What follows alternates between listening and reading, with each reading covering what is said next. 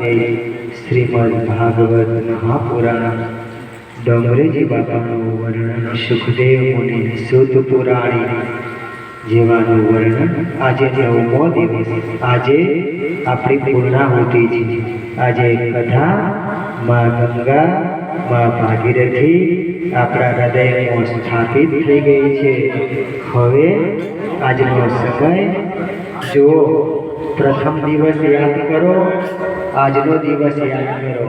9 દિવસ થયા, 9 દિવસ પણ ખબર પડી નથી।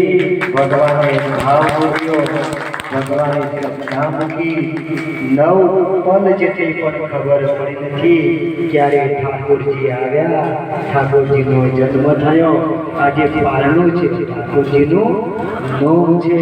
તો માં જશોદા કહે છે, જાગને જાદેવા કૃષ્ણ ગોવાળિયા,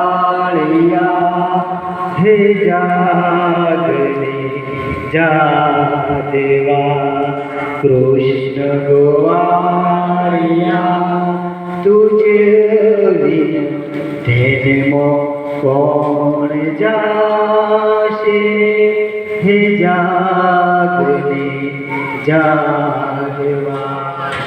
મૈયાનો ભાવ, ગોપીનો ભાવ, ગૌ માતાનો ભાવ, ખૂબ રસ પીધો, ખૂબ અમૃત ભગવાને પાયું। કેમ? યજમાન કોણ હતા? યજમાન જગતનો નાથ, કૈલાસપતિ, કાઠમંડુનો નિવાસી પશુપતિનાથ હતો। પશુપતિ અને કોની હાજરી હતી? વાળીનાથ મહારાજના પગલા હતા। તો મહારાજના પગલાથી આપણા કર્મો, આપણા શ્રી કૃષ્ણ, આપણા ગોવાળિયાનો જે આપણી ગાયોની રક્ષા કરનાર, આપણી રક્ષા કરનાર છે। દ્વાપર યુગમાં ભગવાને વચન આપ્યું હતું, એ જીવ હું કલિકાલમાં મારા શ્રીમદ ભાગવત દ્વારા પ્રગટ થઈશ। કે ભગવાનનું સ્વરૂપ વેદવ્યાસ રચિત, સુખદેવ મુનિ રચિત જે વર્ણન છે શ્રીમદ મહાભાગવત, ભગવાનનું અંગૂઠા જેવડું સ્વરૂપ છે, ભગવાનનું રૂપ છે। તો આપણે શ્રીમદ ભાગવત મહાપુરાણના 12મા સ્કંદમાં આવ્યા છે। કયા સ્કંદમાં? 11 અને 12મા સ્કંદમાં પ્રવેશ કર્યો છે। હવે સુખદેવ મુનિને કહે, હે રાજા, જ્યારે પ્રથમ સ્કંદમાં પ્રવેશ કર્યો ત્યારે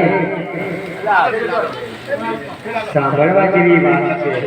શ્રી કૃષ્ણ શરણમાં, શ્રી કૃષ્ણ શરણમાં જ્યારે પ્રથમ સ્કંદમાં પ્રવેશ કર્યો ત્યારે પ્રથમ જ જ્યારે ભગવાનનું ભાગવત ખોલ્યું, ભગવાનનું વર્ણન સુખદેવ મુનિએ શરૂ કર્યું, પ્રથમ દુર્યોધન આવ્યો।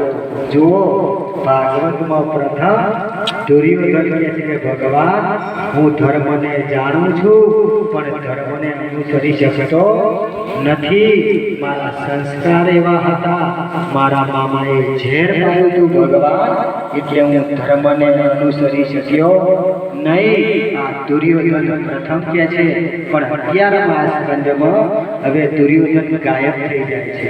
હવે દુર્યોધન રહેતો નથી, કેમ કે ભગવાનની કૃપા થઈ છે, ભગવાનની દયા થઈ છે।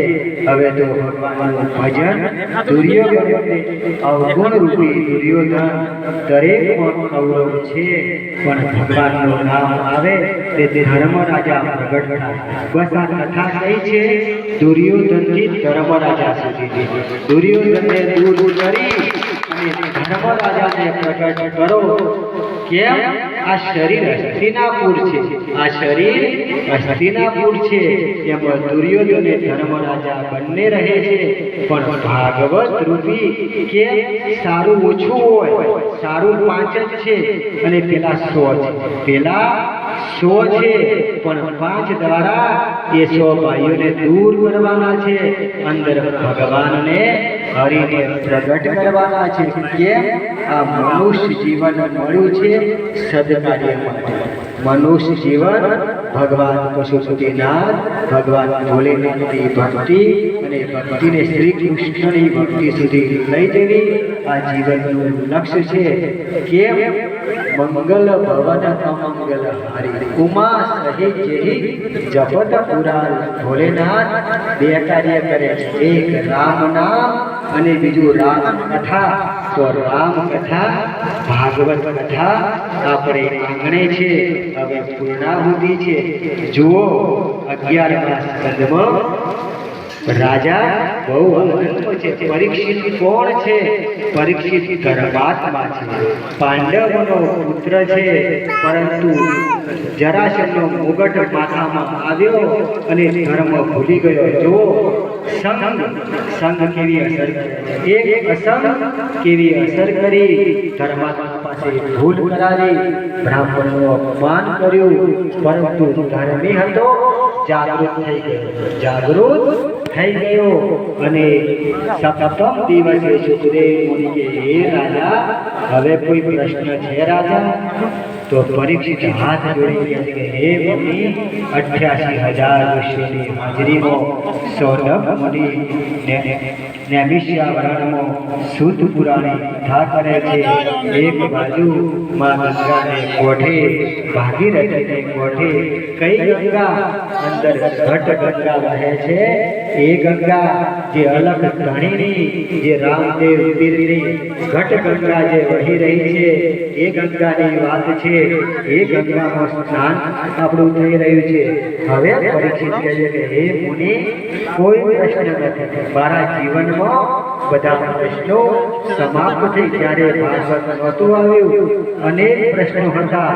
ભાગવતનું શ્રવણ, એક ધ્યાન, એક ચિઠ્ઠી 7 દિવસ કર્યું, કોઈ પ્રશ્ન રહ્યો નહીં. હવે પરીક્ષિતનો મોક્ષ થાય છે.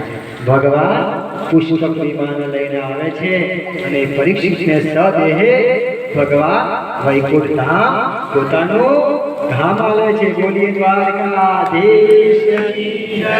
ભગવાન પરીક્ષિતને પોતાનું ધામ આપ્યો છે. અને હવે પરીક્ષિત જન્મેજય મહારાજ એના પુત્રને એની પેલા ગાદી સોંપે છે. કોને ગાદી સોંપે છે? જન્મેજય. જન્મેજય એટલે શું? જેને ભાગવત સાંભળ્યું એનો ફરીથી જન્મ થયો. સાંભળ્યું, જન્મ તો થયેલો હતો, પણ ભાગવત સાંભળ્યું એ ફરીથી જન્મ થયો. આ